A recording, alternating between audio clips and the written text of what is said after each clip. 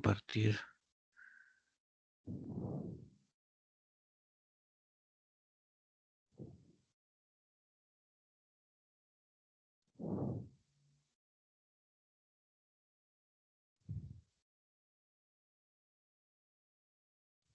Bien, chicos, ¿están viendo la imagen? Sí, doctor. Doctor, disculpe, Perfecto. ¿Sí? hay algunos alumnos que aún no han entrado todavía al grupo de Teams. Ya. Ahorita he revisado solicitudes, no había ninguna.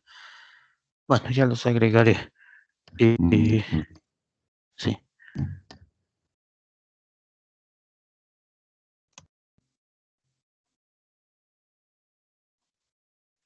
Como les dije el primer día, han tenido todos estos días, ¿no? Entonces, ahora hace ni 5 minutos que he revisado las solicitudes y no había ninguna, ¿no? Entonces, vamos a regularizar eso en la mañana, ¿no? La cosa es que ya tienen que estar los grupos, ya tienen que estar todos los alumnos para evitar precisamente problemas. Bien, tenemos solo 45 minutos, así que vamos a avanzar. Diámetros creo que ya se hizo, pero vamos a repetirlo. Entonces, definimos claramente lo que era el estrecho superior, el estrecho inferior, definimos lo que era la pelvis mayor o falsa y la pelvis menor o verdadera, ¿no? La pelvis menor o verdadera es la que está comprendida entre el estrecho superior y el estrecho inferior, ¿no? Eh, Hay diámetros vamos a ver primero el estrecho superior para y luego explicar los diámetros del estrecho inferior. Eh, es, Estos diámetros revisten importancia para en la pelvis femenina, ¿no? Para ver si esa pelvis es una pelvis viable para un parto normal. Nosotros llamamos parto normal, ¿no? A un parto vía vaginal, ¿no? Eh, Esos son los partos eutóxicos, ¿no? Así se llaman. Los partos distóxicos son aquellos en los cuales se hace una cesárea, por ejemplo, ¿no? Porque la pelvis no es adecuada, o puede existir algún tipo de distosia, ¿no? Del producto, ¿no? ¿A qué me refiero? Eh, el, el producto, el feto está en una posición inadecuada, es macrosómico, etcétera. Todo eso puede llevar a un parto distóxico. Bien, entonces, en los diámetros del estrecho superior tenemos los diámetros antero-posterior, ¿no? Que va del borde superior de la sínfisis del pubis al promontorio, ¿no? Ya por eso se le llama promonto suprapúbico, ¿no? Porque va a la parte superior de la sínfisis del pubis. Promonto suprapúbico, llamado también conjugado verdadero o conjugado anatómico, ¿no? Este mide 11 centímetros. Acá les han puesto 11.2 centímetros. Están yendo un poquitito, pero no les sorprende encontrar en la bibliografía 11 centímetros, ¿no? Muy bien. Luego tenemos el diámetros transversos, ¿no? Diámetros transversos, donde vamos a encontrar que hay un diámetro transverso máximo llamado diámetro transverso anatómico, que une los puntos más alejados de las líneas innominadas, ¿no? Recordemos que las líneas innominadas están formando parte del estrecho superior, ¿no? Entonces, estas líneas innominadas van a tener el punto más alejado, ¿no? Entonces, el diámetro que une esos puntos más alejados es el diámetro transverso máximo. Generalmente este diámetro transverso máximo está un poquito, eh, está tirado un poquito más al promontorio, ¿no? Si nosotros vemos la línea, el diámetro, ¿no? Que va del promontorio al pubis, ¿no? Vamos a ver que hay un diámetro que pasa exactamente por la mitad y otro que está un poquito tiradito hacia el promontorio, tirado hacia atrás, ¿no? Entonces, ese es el diámetro transverso máximo. Y el que está exactamente en la mitad, es el diámetro transverso útil o mediano, ¿ya? Diámetro transverso útil o mediano, ¿no? Entonces, este está exactamente en la mitad, ¿no? El diámetro transverso anatómico, ¿no? Mide generalmente 13.5 y el diámetro útil o mediano mide 12.5, ¿no? En algunos casos puede llegar hasta 13. Muy bien. Los diámetros oblicuos, ¿no? Los diámetros oblicuos, hay el derecho y el izquierdo, ¿no? ¿De dónde van estos diámetros oblicuos? ¿No? Van de la eminencia iliopectínea, ¿no? A la articulación sacroiliaca contralateral, ¿no? ¿Cuál es la eminencia iliopectínea? La eminencia iliopectínea es el sitio donde se fusiona el, el pubis con el, el hueso ilium, ¿no? Ahí hay una eminencia, ¿no? Una, una zona relevada, ¿no? Pues se le llama eminencia, ¿no? Es la eminencia iliopectínea. Ahora, si el diámetro parte de la eminencia iliopectínea derecha,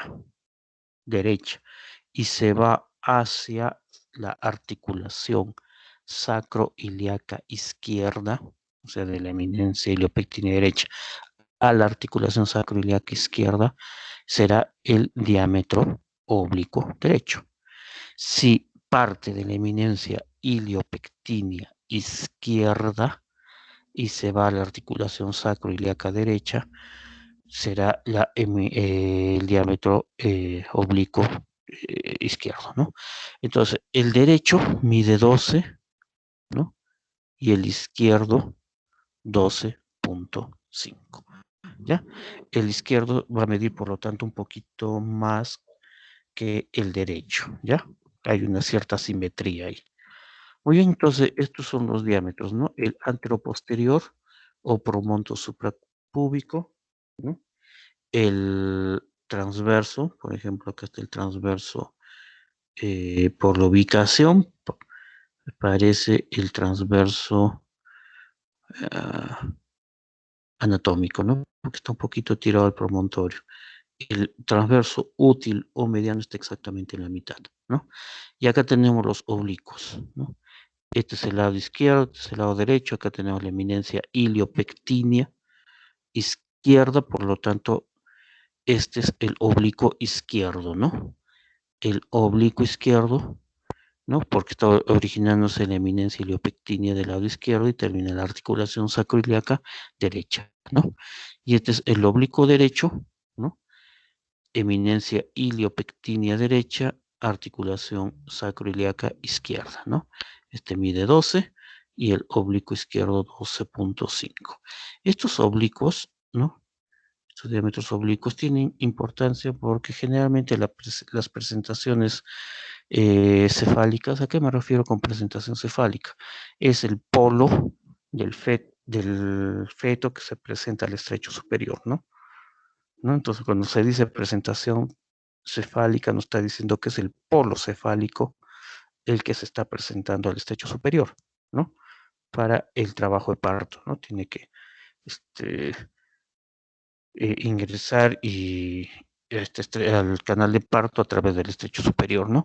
Entonces, vamos a ver dentro de un momento que este polo cefálico, ¿no? Que es la presentación ideal en el 97% de los casos, ¿no?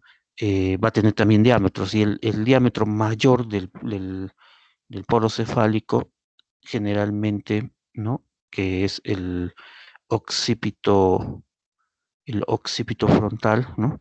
Se acomoda, ¿no? Este diámetro se acomoda al diámetro mayor, generalmente se acomoda al oblicuo izquierdo, ¿no? Pero también puede ser al derecho, pero generalmente se acomoda al oblicuo izquierdo, ¿no?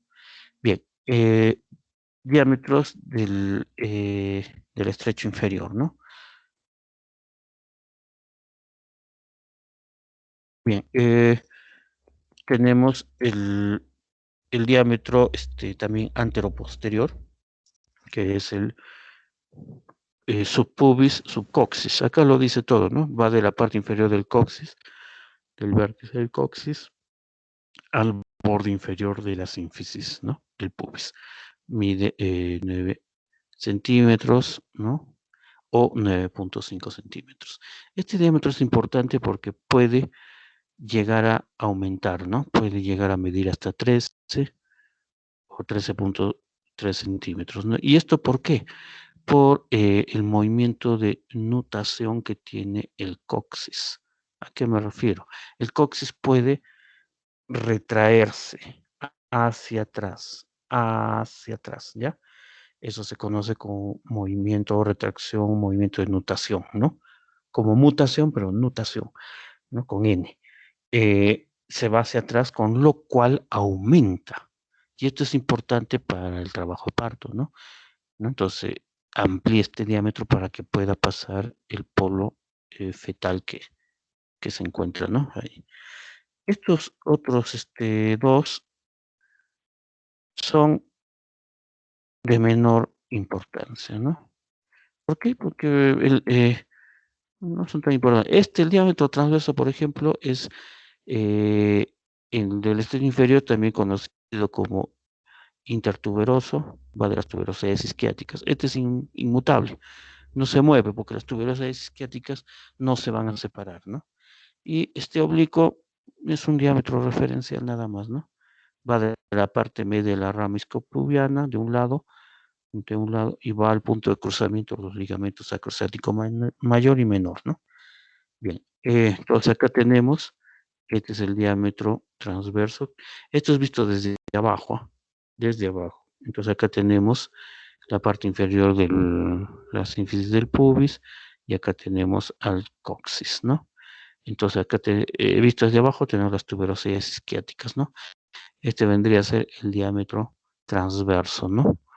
Eh, entre las tuberosidades isquiáticas y acá tenemos el diámetro anteroposterior o subcoxis, subpubis, ¿no? Este es el que aumenta, ¿no? Por el movimiento de retracción de este coxis que se puede ir hacia atrás, ¿no? Muy bien. Luego tenemos de la excavación pelviana, ¿no? O sea, lo que se encuentra, lo que es la pelvis menor, lo que se encuentra entre el estrecho superior y el estrecho inferior, ¿no? Entonces también hay diámetros acá, ¿no? El diámetro promonto púbico medio o llamado también diámetro promonto retropúbico, ¿ya? Diámetro promonto púbico medio o llamado también promonto retropúbico. Es el conjugado obstétrico o llamado también conjugado vera, ¿no? Con V, ¿no? V-E-R-A. Va de la parte posterior de la sínfisis del pubis, pues se le llama también retropúbico, ¿no? Del culmen al promontorio. Mide, acá hay un error, mide 10.5 centímetros, 10.5 centímetros, ¿ya? 10.5 centímetros.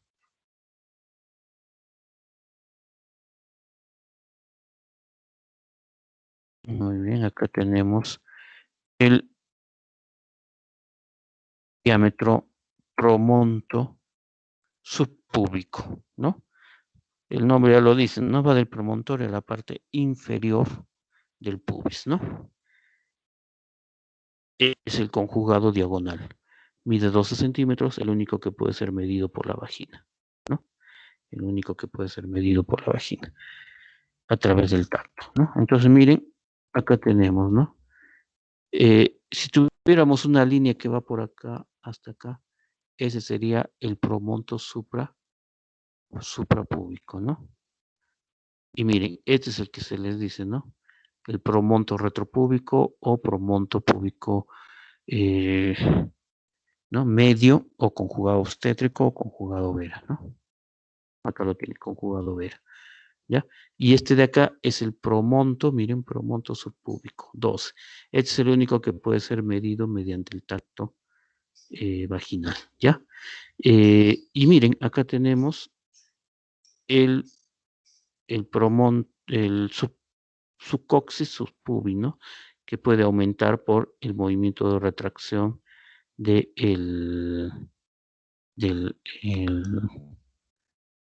coxis, ¿no? Entonces, este es un diámetro del estrecho inferior, ¿no? Bien, planos de Hodge. Los planos de Hodge son planos paralelos unos con otros, ¿no? Y nos sirven para determinar la posición de la presentación del fetal, ¿no? Del polo fetal, ¿no? Si el polo fetal es la cabecita, como estamos viendo acá, ¿no? Este debe ingresar al canal de parto, ¿no? Entonces va a atravesar estos diferentes planos, que como repito, nos sirven para determinar la posición, ¿no? Y las características, ¿no? De este polo fetal, ¿no? El primer plano Hodge está a nivel del promontorio al borde superior de la sínfisis del pubis. Si se dan cuenta, correspondería, ¿no? A el estrecho superior, ¿no? El segundo plano de Hodge va de la parte inferior de la sínfisis del pubis hasta el cuerpo de la segunda vértebra sacra, ¿no? Es paralelo al anterior. El tercer plano de Hodge, que lo tenemos acá, estaría ubicado a nivel de las espinas ciáticas, ¿no? ¿Ya? Y el cuarto plano de Hodge ya es a nivel de la punta del coxis, ¿no? Entonces, cuando la presentación, el polo fetal llega al primer plano de Hodge, se está diciendo que la presentación es móvil, ¿no? Todavía es móvil. Cuando el polo fetal llega al segundo plano de Hodge, se dice que la presentación, ¿no? Está fijada, ¿ya? O sea, el polo fetal está fijado, ¿no? Cuando llega al tercer plano de Hodge, se dice que la presentación, el polo fetal, se encuentra encajada, ¿ya? Y cuando ya está en el cuarto plano, se dice que está profundamente encajada, ¿ya? Entonces, acá es móvil, cuando llega a este plano es fija, cuando llega a este plano es encajada y cuando llega a este plano es profundamente encajada, ¿ya? Bien, ligamentos pélvicos más importantes, esto ya se vio, ¿no? Los sacroiliacos, ¿no? Eh, son ligamentos, como su nombre lo dice, ubicados a nivel de la articulación sacroiliaca, ¿no? Tal vez mencionar acá el ligamento de Cooper. Ligamentos de Cooper son en realidad los ligamentos iliopectíneos, ¿no? Que se ven cuando vimos conducto inguinal, ¿no? ¿Se acuerdan, no? Los sacrotuberosos son el ligamento sacrociático mayor, el sacroespinoso, el ligamento sacrociático menor, ¿no? Y estos están cerrando, ¿no? Los agujeros, ¿no? ¿Ya? Y acá tienen, ¿no? Los ligamentos, ¿no? No se olviden, ¿no? Acá tenemos los ligamentos sacroiliacos, ¿no? Y los ligamentos, acá tenemos el sacroespinoso, que está yendo a la espina ciática, ¿no? Y acá por detrás el sacrotuberoso, ¿no? O sacrociático mayor, sacrociático menor, ¿ya? Muy bien. Y acá una descripción del ligamento iliopectíneo, el ligamento inguinal, ¿no? Que se vio en miembro inferior, ¿se acuerdan, no? El que va de la espina anterosuperior, espina ilíaca anterosuperior al público. Muy bien. Diferencias pélvicas entre hombre y mujer, ¿no? Esto es importante, ¿no? Vamos a explicarlo, ¿no? Nosotros, con las características óseas de la pelvis, podemos determinar si esa pelvis pertenece a un varón o a una mujer, ¿no? Por estas características. La pelvis masculina, ¿no? Tiene la cavidad pélvica, o sea, lo que está ubicado entre el estrecho superior y el estrecho inferior es de mayor longitud, ¿ya? Es de mayor longitud y de forma más cónica, incluso yo diría cónica, ¿ya? ¿No? ¿Qué significa eso? Que las paredes de esta cavidad pélvica son paredes convergentes, como un cono, ¿ya? Entonces, esta cavidad pélvica, o sea, lo que se encuentra entre el estrecho superior y el estrecho inferior, va a tener paredes, y esas paredes convergen como un cono, ¿ya? En cambio, en la mujer, la cavidad pélvica es más corta, no son tan y las paredes de esta cavidad pélvica son rectas, por lo tanto tiene forma cilíndrica. Y esto va a ayudar, ¿no? Por lógica, ¿no? Es como que entráramos nosotros a un canal de parto, un canal, ¿no? Que tiene un ingreso y una salida, ¿no? Entonces, entramos por el estrecho superior a un canal, ¿no? Que no es recto, recuerden, es curvo, pero que las paredes de este canal empiezan, conforme nosotros vamos avanzando, empiezan a estrecharse, estrecharse, estrecharse. Entonces va a llegar un momento en el cual se estrecha y no va a permitir pasar, ¿no? Pero ¿qué pasaría si son las paredes rectas? Podemos pasar tranquilamente, ¿no? Entonces ahí hay una diferencia, ¿no? La arquitectura de la pelvis, en el caso del varón, es más densa para la fijación de músculos, de grupos musculares más fuertes, ¿no? En la mujer, los huesos ilíacos más inclinados en sentido vertical, fosas ilíacas más superficiales, las caderas, las crestas. En el caso de la mujer, las crestas ilíacas están más separadas una de otra, ¿no? En el caso del varón están más cerca, ¿no? O sea, si trazamos una línea, ¿no? Que una ambas crestas ilíacas, ¿no? En el caso del varón tiene una medida menor que en el caso de la mujer, ¿no? Y eso da esa imagen característica, ¿no? De la mujer, ¿no?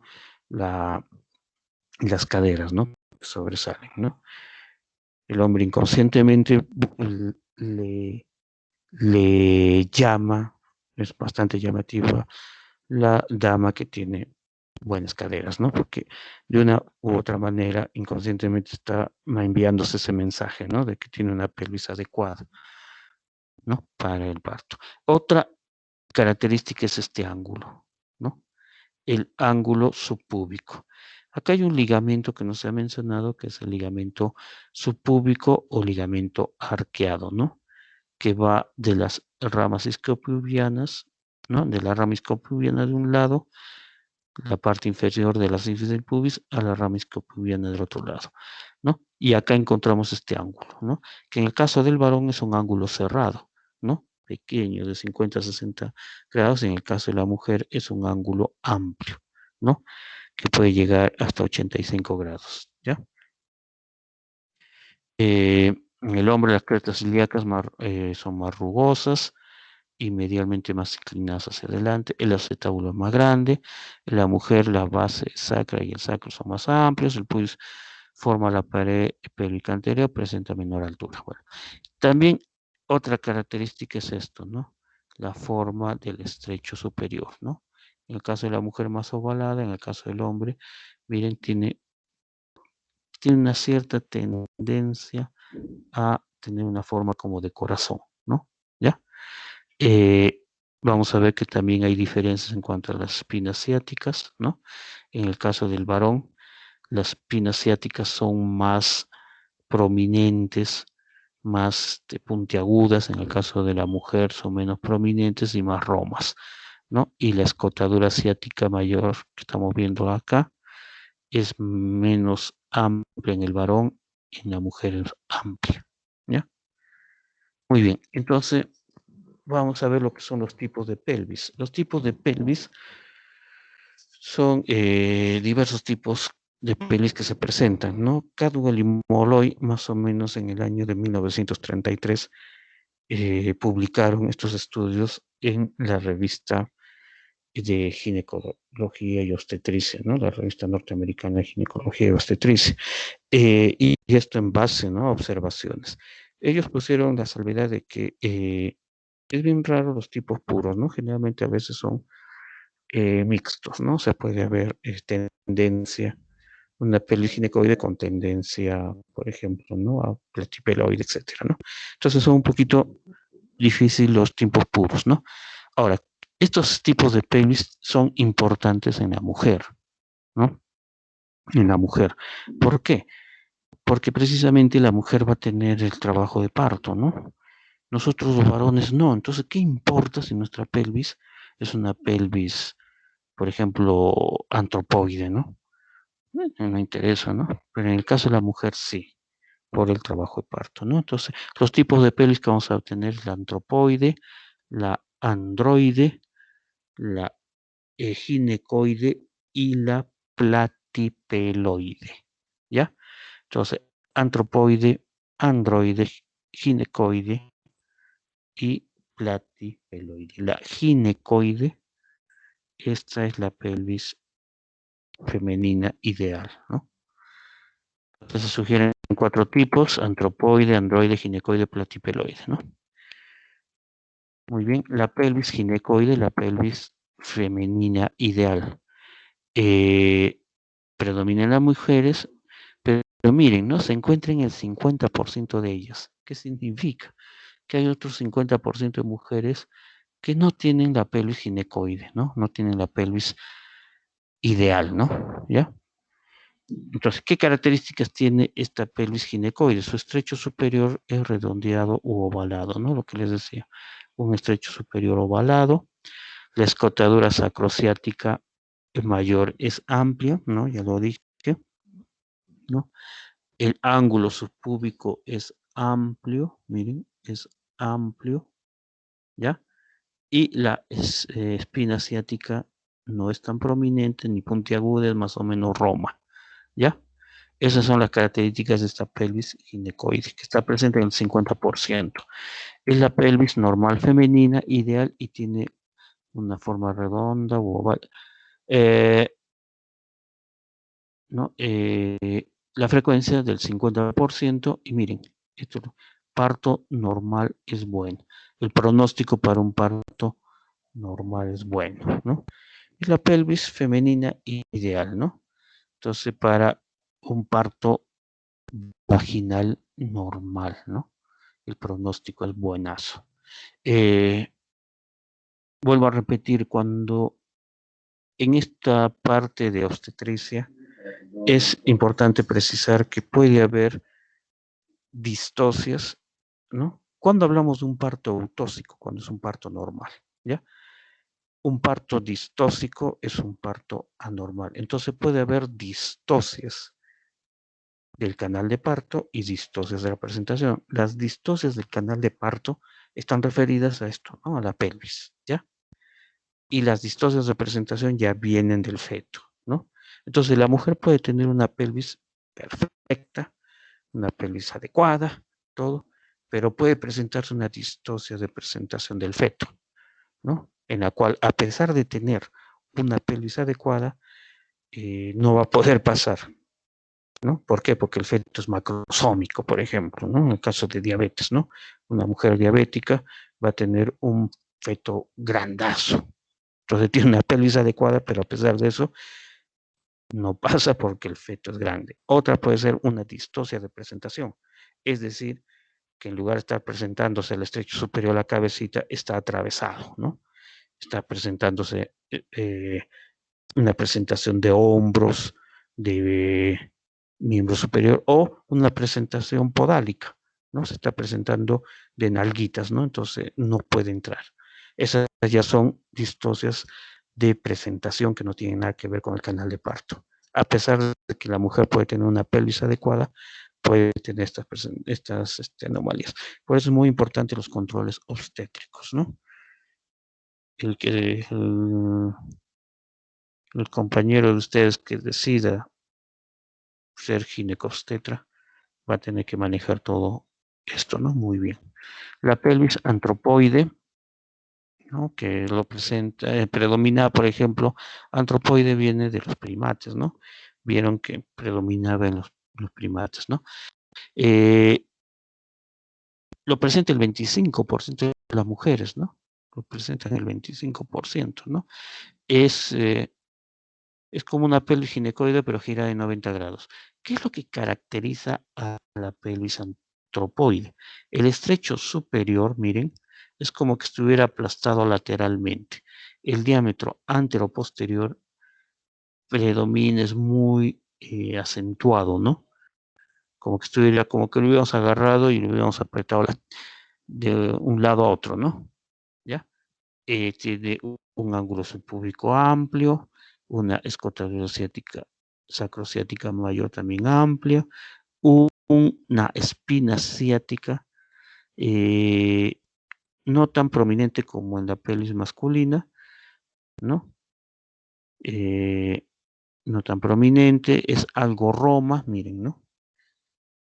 Lo presenta el 25% y el pronóstico para un parto normal es bueno, ¿no? A pesar de tener una pelvis antropoide, puede la mujer tener un parto vaginal normal. Vuelvo a repetir, si ya se presenta una distosia de presentación, o sea, del feto, ya pues, ¿no? Entonces, ¿no? Podríamos decir, ¿no? Que eh, si el feto está bien y tiene una pelvis antropoide, podría tener un parto vaginal normal. La pelvis androide, esta es la pelvis de la mujer con características de pelvis masculina, ¿no?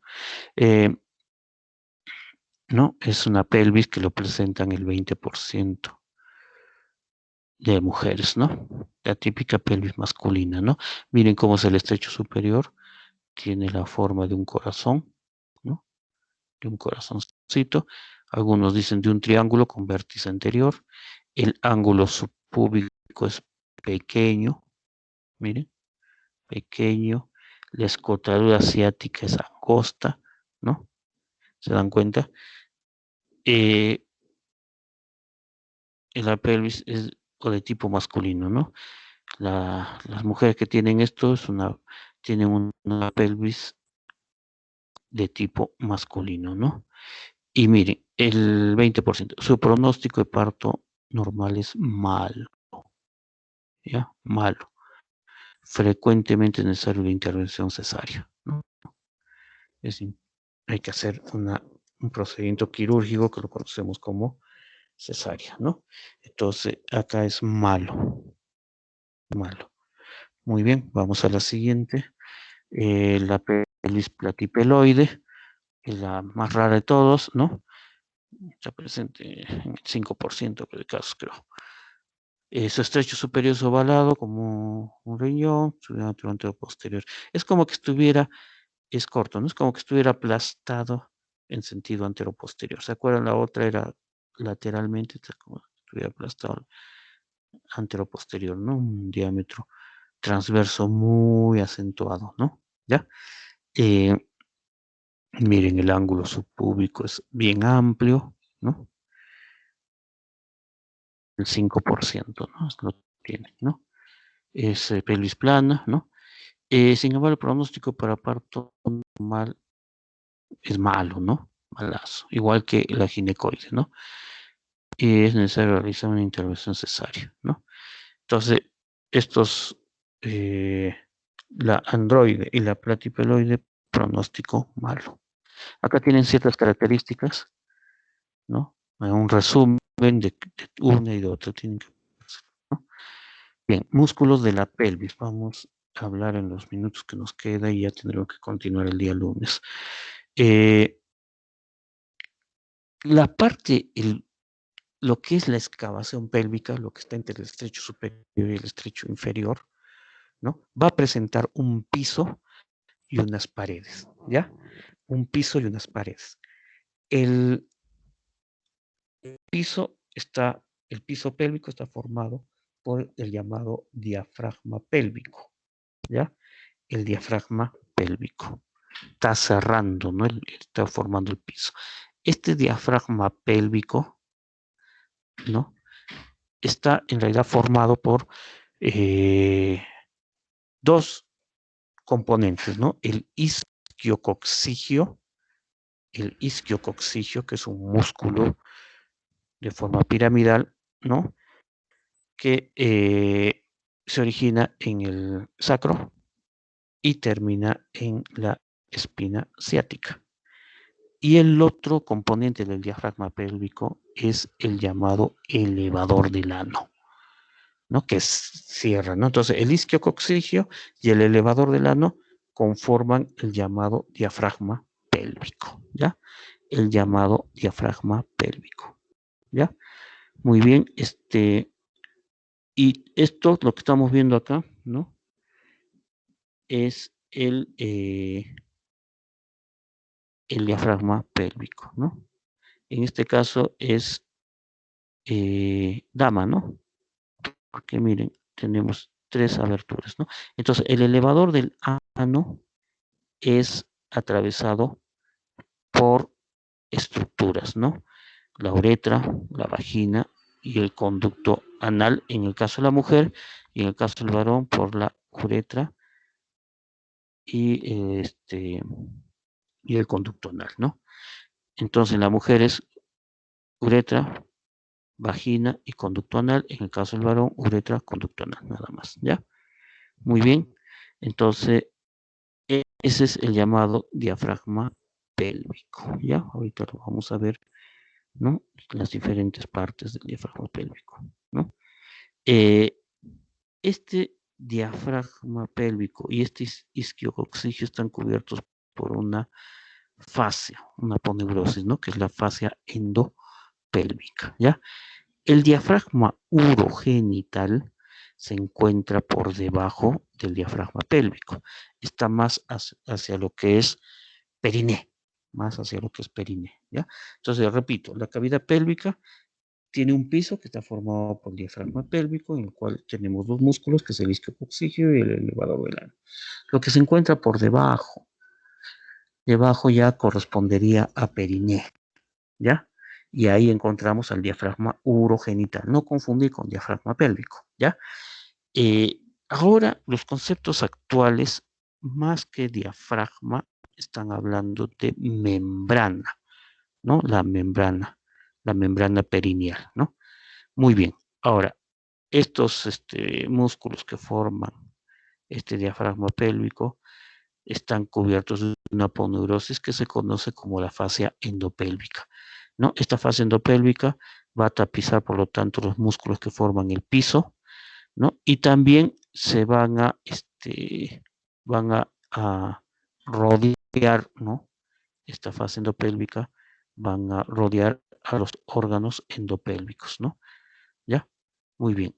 ¿Y qué es las paredes laterales? Es importante precisar que las paredes laterales de, de esta cavidad pélvica no forman parte del piso pélvico, no forman parte del diafragma pélvico, ¿ya? No confundan.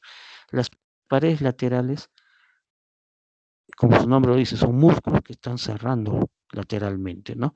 Y ahí tenemos al músculo piramidal o piriforme, ¿no? Que se origina en el sacro y termina en el fémur, ¿no? Y ocupa toda la cavidad, toda la escotadura sacrociática mayor, ¿no? O agujero sacrociático mayor. El obturador interno, ¿no? También tapiza por dentro y también puede contribuir en las paredes laterales el psoas ilíaco, ¿no? Entonces el músculo psoas ilíaco, acá lo tenemos, ¿no? Lo vimos en miembro inferior, ¿no? Recuerden, ¿no? Que tiene este músculo psoas ilíaco, ¿no? Va a formar parte del piso del triángulo femoral, ¿no? ¿Se acuerdan? Y está constituido por dos componentes. El componente psoas mayor, ¿no? Que tiene un origen alto a nivel de las eh, vértebras lumbares, ¿no? Y termina en el trocánter menor, ¿no? Y el componente ilíaco, ¿no? Que nace en la llamada fosa ilíaca, ¿no? ¿Ya? Ese es el psoas mayor, ¿no? Miren acá, y acá el componente ilíaco. El otro es el músculo piramidal y el obturador interno, ¿no? Miren el piramidal, ¿no? Que está cerrando las paredes, ¿no? La escotadura asiática mayor, ¿no? Acá lo tenemos y miren, se origina en el sacro, cruza la escotadura asiática mayor, la ocupa en su totalidad y termina a nivel del trocánter mayor del fémur, ¿no? ¿Ya? Es este músculo piramidal, recordemos, es importante por constituir, ¿se acuerdan? La clave en la anatomía de la región glútea, ¿no?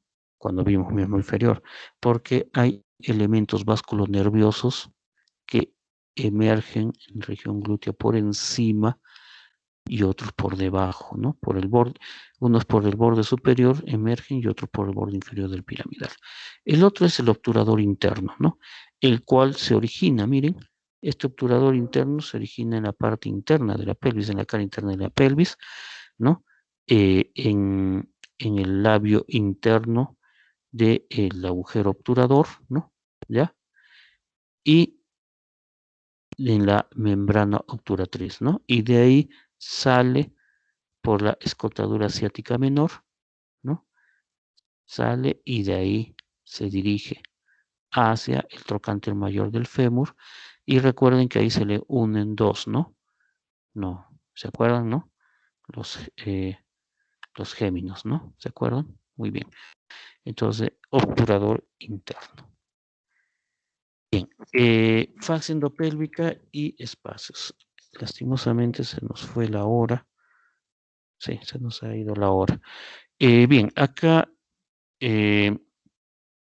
vamos a ver una serie de espacios y una serie de ligamentos, ¿no? El espacio de Retzius. Tenemos que ubicarnos. Esta es la parte anterior. Este es el pubis y este es el sacro, ¿no? ¿Ya? Entonces, esta es la vejiga, ¿ya? Este es en el caso de la mujer, ¿no? Este es el,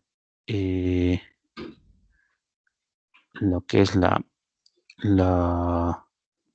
esta es vejiga, 11, ¿no? Vejiga. Este es útero y este es recto, ¿no? Entonces, entre la vejiga y el pubis está este espacio, que normalmente se conoce como espacio retropúbico, porque está detrás del pubis. Hay que tener presente que hay un ligamento llamado ligamento umbilico prevesical, ¿ya? Este ligamento umbilico prevesical es el límite posterior para el espacio retropubiano, ¿ya? Este espacio retropubiano limitado, ¿no? Hacia atrás por el ligamento umbilico prevesical es el llamado espacio de Retzius. Y esto de acá, ¿no? Vendría a ser el tejido conectivo perivesical, ¿ya? Bien, ahí nomás me quedo porque ya se nos fue la hora y continuamos el día lunes. Doctor, ¿Sí? los alumnos que no han ingresado, dice que han mandado ya la solicitud, o sea que antes de que inicie la clase. Vamos, ya, los agregaré. Mm. Como les digo, revisé, ¿no? Pero no habían, me sale ninguna solicitud. Bueno, ya, vamos a ver eso ahora. De acuerdo, doctor. Ya, chicos. Bien, entonces lo voy a agregar ahora y vamos a cortar la grabación.